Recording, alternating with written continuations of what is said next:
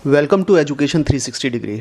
आज के इस वीडियो में हम लोग जानेंगे पॉलिटिकल साइंस राजनीति विज्ञान के 30 अति महत्वपूर्ण प्रश्न, बहुत इंपॉर्टेंट जो क्वेश्चन हैं जो कि अक्सर किसी ना किसी एग्ज़ाम में पूछे जाते हैं पॉलिटिकल साइंस के, उन क्वेश्चंस पर हम चर्चा करेंगे। चलिए शुरू करते हैं। देखिए, सबसे पहला क्वेश्चन है, भारतीय संविधान के किस अनुच्छेद के द्वारा संशोधन किया जा सकता है? यानी इंडियन कॉन्स्टिट्यूशन में यदि अमेंडमेंट करना है, उसमें चेंजेस लाने हैं, तो किस आर्टिकल के तहत ऐसा किया जाता है? इसका आंसर है आर्टिकल 368, अनुच्छेद 368 के द्वारा भारतीय संविधान में संशोधन किया जा सकता है। चलिए दूसरा क्वेश्चन देखते हैं। देखिए, संविधान की व्याख्या करने का अंतिम अधिकार किसके पास है? यदि संविधान की व्याख्या करने के अंतिम अधिकार की बात करें तो इसका आंसर है सुप्रीम कोर्ट, सर्वोच्च न्यायालय। संविधान की व्याख्या करने के जो राइट्स हैं वो सुप्रीम कोर्ट के पास हैं, सर्वोच्च न्यायालय के पास अवेलेबल हैं। तीसरा क्वेश्चन, यदि कोई विधेयक धन विधेयक है या नहीं, इसका निर्णय कौन करता है? यानी कहने का तात्पर्य यह है कि कोई विधेयक धन विधेयक है या नहीं, इसका निर्णय कौन करता है? तो इसका सही आंसर है लोकसभा का अध्यक्ष। देखिए, भारतीय संविधान के हिसाब से लोकसभा के अध्यक्ष के पास ये पावर्स हैं कि वो ये डिसाइड करेगा कि कोई विधेयक धन विधेयक है या नहीं। और इसका संबंध लोकसभा में जब बिल पेश किया जाता है उस समय इसका जिक्र आता है। तो आप लोग ये याद रखिएगा कि ये क्वेश्चन बहुत इंपॉर्टेंट है और बहुत बार बहुत सारे एग्ज़ाम में आप लोगों से कई बार पूछा जाता है। तो यदि कोई विधेयक धन विधेयक है या नहीं, इस चीज़ के निर्णय पर आपसे लेकर कोई क्वेश्चन पूछा जाता है तो ये राइट लोकसभा अध्यक्ष के पास अवेलेबल हैं। लोकसभा अध्यक्ष ही ये डिसाइड करता है कि कोई विधेयक धन विधेयक है या नहीं। चलिए अगला क्वेश्चन देखते हैं। क्वेश्चन नंबर 4 ये कहता है कि संसद के दोनों सदनों की संयुक्त अधिवेशन की अध्यक्षता कौन करता है? इसका आंसर है लोकसभा अध्यक्ष। देखिए, संसद के जो दोनों सदन हैं, राज्यसभा और लोकसभा, यदि कोई ऐसी नौबत आ जाती है कि दोनों ही सदनों की संयुक्त अधिवेशन बुलाने की ज़रूरत है, तो ऐसी पोजीशन में लोकसभा के जो अध्यक्ष होंगे वो संसद के दोनों सदनों की संयुक्त अधिवेशन की अध्यक्षता करेंगे। क्वेश्चन नंबर 5 ये कहता है कि संसद के 2 सत्रों के बीच अधिकाधिक अंतराल कितना होना चाहिए? अर्थात यदि संसद के 2 सत्र चलने हैं तो 2 सत्रों के बीच मैक्सिमम जो टाइम पीरियड है, गैप कितना होना चाहिए? इसका सही आंसर है 6 महीने। यानी संसद के 2 सदनों के बीच में जो डिफरेंस है वो 6 महीने से ज़्यादा नहीं होना चाहिए। संसद के दोनों सत्रों को, संसद के जो 2 सत्र हैं उन सत्रों के बीच में 6 महीने से ज़्यादा का गैप नहीं आना चाहिए। ये गैप मैक्सिमम, दोनों जो सत्र चल रहे हैं उन दोनों सत्रों के बीच मैक्सिमम गैप 6 मंथ का हो सकता है, इससे ज़्यादा गैप नहीं आ सकता है। क्वेश्चन नंबर 6, देखिए, लोकसभा का अध्यक्ष अपना त्यागपत्र किसे सौंपता है? देखिए, ये बहुत इंपॉर्टेंट क्वेश्चन है। आप लोगों से अक्सर ना सिर्फ लोकसभा के अध्यक्ष से रिलेटेड, त्यागपत्र से रिलेटेड क्वेश्चन पूछा जाता है, बल्कि अन्य जो मंत्री हैं या अन्य जो पदाधिकारी होते हैं उनके त्यागपत्र से संबंधित क्वेश्चन भी आप लोगों से पूछा जा सकता है। बट यहाँ मैंने आप लोगों से लोकसभा के अध्यक्ष का क्वेश्चन डाला है कि लोकसभा के अध्यक्ष को यदि अपना रेजिग्नेशन देना हो तो वो किसको देता है?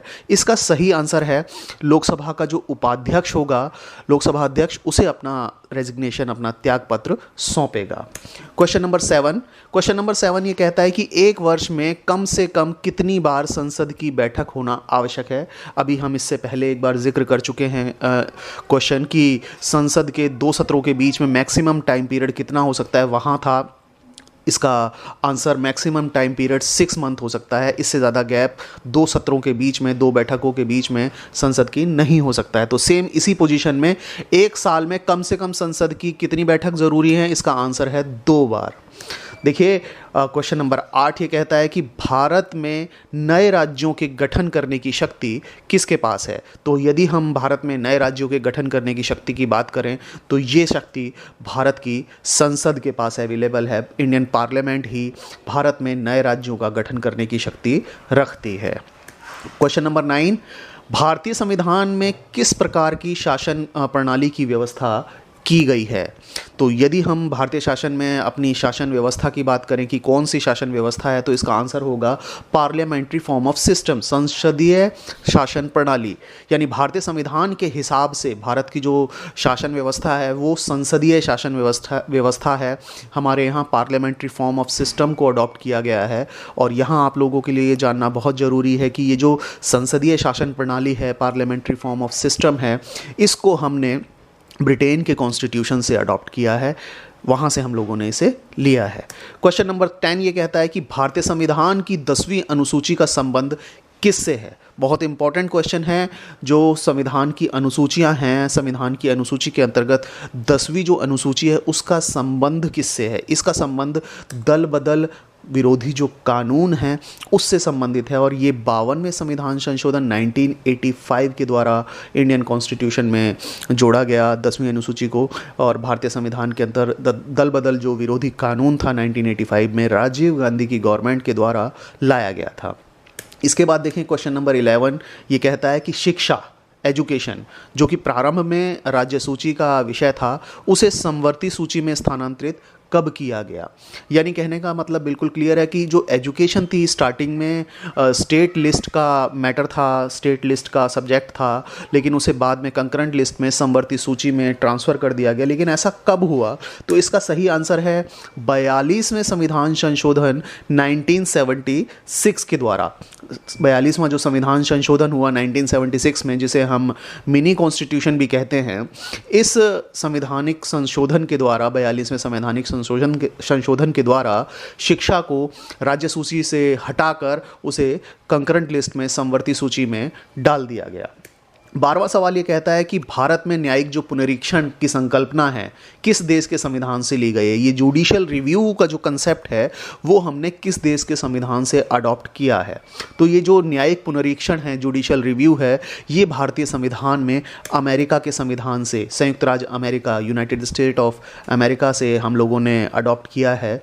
ये बहुत इंपॉर्टेंट क्वेश्चन है और अक्सर हम लोगों से बहुत सारे कॉम्पिटिटिव एग्ज़ाम में पूछा जाता है। क्वेश्चन नंबर 13, भारतीय संविधान सभा की प्रथम बैठक की अध्यक्षता किसने की। देखिए यहाँ आपसे पूछा जा रहा है कि जो पहली बैठक हुई संविधान सभा की, उसकी अध्यक्षता किसने की।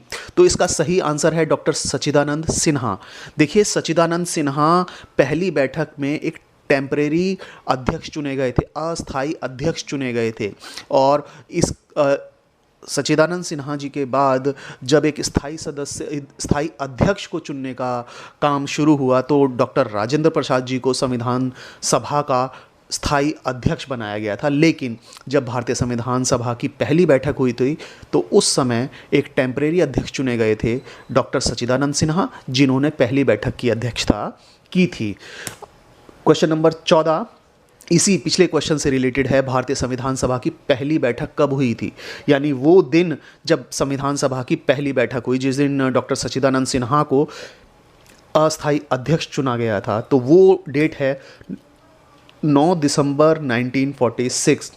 9 दिसंबर 1946 ये वो तारीख है जिस दिन संविधान सभा की पहली बैठक हुई थी। यहाँ आप लोगों को जो बात याद रखनी है वो ये है कि इसके 2 दिन बाद, 9 दिसंबर 1946 के 2 दिन बाद 11 दिसंबर 1946 में डॉक्टर राजेंद्र प्रसाद जी को भारतीय संविधान सभा का स्थायी अध्यक्ष चुना गया और उन्होंने संविधान सभा की अध्यक्षता शुरू की। क्वेश्चन नंबर 15, क्वेश्चन नंबर 15 ये कहता है सर्वोच्च न्यायालय ने किस मामले में स्वतंत्र एवं निष्पक्ष चुनाव भारतीय संविधान की मूल संरचना के रूप में माना। सुप्रीम कोर्ट ने किस मामले में यह माना कि स्वतंत्र और निष्पक्ष जो चुनाव हैं वो भारतीय संविधान की मूल संरचना हैं। तो इसका सही आंसर है इंदिरा गांधी वर्सेस राजनारायण। देखिए इमरजेंसी से बिल्कुल पहले इंदिरा गांधी के जो इलेक्शंस जीतने का जो प्रोसेस था उस पर राजनारायण जो उनके अपोजिट में कैंडिडेट थे, उन्होंने इंदिरा गांधी के अपोजिट में इलेक्शन लड़ा था इमरजेंसी से पहले। तो वहाँ राजनारायण ने इलाहाबाद हाई कोर्ट, उत्तर प्रदेश के अंदर इंदिरा गांधी के चुनाव जीतने पर एक क्वेश्चन मार्क रेज़ किया था हाई कोर्ट के अंदर, और वहाँ ये केस गया था। तब उस केस पर अपील हुई और फाइनली सुप्रीम कोर्ट ने ये माना कि स्वतंत्र और निष्पक्ष जो चुनाव हैं भारतीय संविधान की मूल संरचना हैं। देखिए क्वेश्चन नंबर 16 क्या कहता है, किस राज्य ने सबसे पहले राष्ट्रीय नागरिक रजिस्टर NRC प्रकाशित किया? तो इसका सही आंसर है असम। असम ऐसा भारत का पहला राज्य है जिसने NRC को सबसे पहले प्रकाशित किया, राष्ट्रीय नागरिक रजिस्टर को सबसे पहले पब्लिश किया था। क्वेश्चन नंबर 17, क्वेश्चन नंबर 17 ये कहता है कि लोकसभा में शून्यकाल 0 आवर की अवधि कितनी है? इसका सही आंसर है 1 घंटा। शून्यकाल जो है वो 1 घंटे का होता है लोकसभा की कार्यवाही में, पार्लियामेंट की कार्यवाही में, और ये ठीक 12 बजे शुरू होता है। 0 आवर का जो मैक्सिमम टाइम पीरियड है वो 1 घंटे का है, लेकिन ये 12 बजे से शुरू होता है क्वेश्चन आवर के बाद। क्वेश्चन नंबर 18, क्वेश्चन नंबर 18 बहुत इंपॉर्टेंट है, अक्सर क्वेश्चन पूछा जाता है बहुत सारे कॉम्पिटिटिव एग्जाम में। भारत में राष्ट्रीय मतदाता दिवस कब मनाया जाता है? तो इसका सही आंसर है 25 जनवरी को हर वर्ष भारत में राष्ट्रीय मतदाता दिवस, नेशनल वोटर्स डे मनाया जाता है। तो 25 जनवरी इसका सही आंसर है। क्वेश्चन नंबर 19, क्वेश्चन नंबर 19, संयुक्त राष्ट्र संघ का कौन सा अंग वैधानिक कार्यों को संपादित करता है? संयुक्त राष्ट्र संघ का ऐसा कौन सा अंग है जो उसके वैधानिक कार्यों को पूरा करता है? इसका सही आंसर है सुरक्षा परिषद, सिक्योरिटी काउंसिल। क्वेश्चन नंबर 20, भारतीय जो संविधान बनकर तैयार हुआ उस संविधान पर संविधान सभा के सदस्यों का अंतिम रूप से हस्ताक्षर कब हुआ था? कहने का तात्पर्य यह है कि जब भारतीय संविधान बनकर तैयार हो गया था तो भारतीय संविधान पर उस सभी संविधान सभा के जो सदस्य थे उन्हें हस्ताक्षर करने थे। तो ये काम कब हुआ था? इसका आंसर है 26 नवंबर 1949 को। देखिए यहाँ एक बहुत इंपॉर्टेंट बात आप लोगों के लिए जानने वाली जो है वो ये है कि संविधान जो था वो बनकर तैयार हो गया 26 नवंबर 1949 को, और इसी दिन संविधान सभा के लगभग जितने उपस्थित सदस्य थे, संविधान सभा के लगभग जो उपस्थित सदस्य थे उन सभी ने 26 नवंबर 1949 को संविधान पर हस्ताक्षर कर दिए। जो एब्सेंट थे उन्होंने बाद में हस्ताक्षर किए।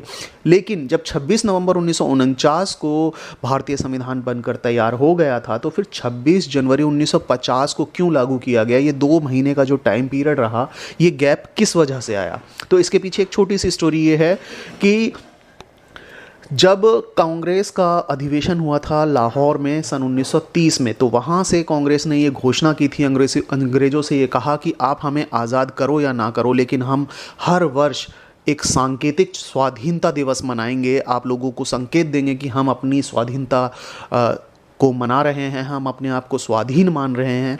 इसी वजह से लाहौर अधिवेशन 1930 के बाद से हर साल हर वर्ष 26 जनवरी को ही सांकेतिक स्वाधीनता दिवस मनाया गया। और जब हमारे संविधान सभा के जो सदस्य थे उन्होंने देखा कि 26 नवंबर 1949 को संविधान बन गया है, लेकिन हम बहुत सालों से, बहुत पहले से ही सांकेतिक स्वाधीनता दिवस 26 जनवरी को मनाते चले आ रहे हैं, तो क्यों ना इस शुभ अवसर पर ही हम भारतीय संविधान को लागू करें। इसलिए संविधान 26 नवंबर 1949 को जरूर बनकर तैयार हो गया, लेकिन उसे लागू करने का काम 26 जनवरी 1950 को ही किया गया। तो आप लोग ये स्टोरी याद रखिएगा, बहुत इंटरेस्टिंग फैक्ट है, बहुत सारे लोगों को नहीं पता होता है कि संविधान 26 नवंबर 1949 को बन तो गया था, लेकिन 26 जनवरी 1950 को क्यों लागू हुआ, 2 महीने का ये जो गैप आया वो क्यों आया।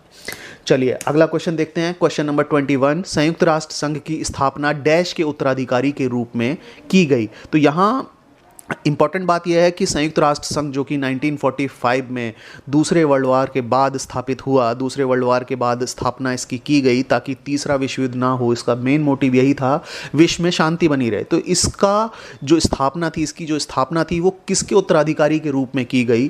तो इसका सही आंसर है राष्ट्र संघ, लीग ऑफ नेशंस के स्थान पर, जो प्रथम विश्व युद्ध के बाद बनाया गया था, जिसका काम था पूरी दुनिया में, विश्व में शांति बनाए रखना, जो कि नहीं पॉसिबल हुआ और दूसरा विश्व युद्ध छिड़ा। और दूसरे विश्व युद्ध की समाप्ति के बाद संयुक्त राष्ट्र संघ की स्थापना की गई 24 अक्टूबर 1945 में, और संयुक्त राष्ट्र संघ का जो उद्देश्य था वो था विश्व में शांति कायम रखना, जैसा कि आज तक है। तो क्वेश्चन नंबर 21। इसके बाद क्वेश्चन नंबर 22 ये कहता है कि संयुक्त राष्ट्र संघ की सुरक्षा परिषद में स्थायी और अस्थायी सदस्य कितने हैं? तो देखिए, संयुक्त राष्ट्र संघ की सुरक्षा परिषद में अगर हम स्थायी सदस्यों की बात करें तो स्थायी सदस्य 5 हैं, और अस्थायी सदस्यों की यदि हम बात करें तो अस्थायी सदस्यों की संख्या 10 है।